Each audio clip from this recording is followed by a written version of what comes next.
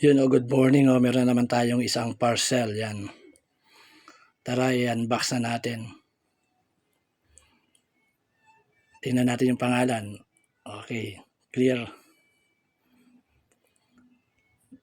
Napaka-safety yung pagkakabalot na ito, sealed na sealed. Kaya mahirap ibuksan Pinuno niya ng tape. Pero mas maganda yung ganyan. Mas safety yung product. Yan, isa nga palang impact screw yan.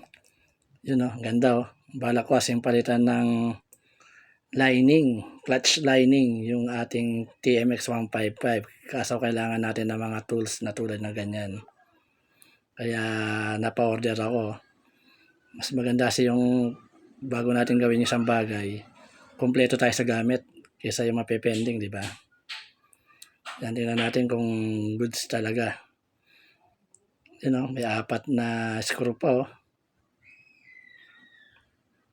Pinakabala niyan Yan, i-greet ko nga pala yung asawa ko na magbe-birthday ngayong araw na to, August 12, yan.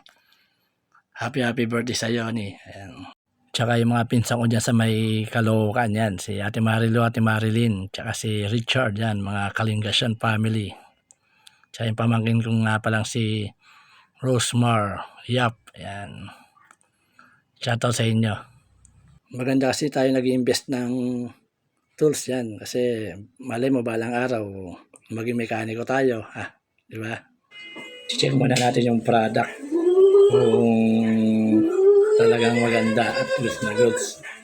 Nandito pa sinasalpak yung bala ayos, maganda naman siya. Stock na stock yung bala di ba? Yun pupukpukin mo na lang na ganyan Okay, salamat sa panonood. Bye-bye.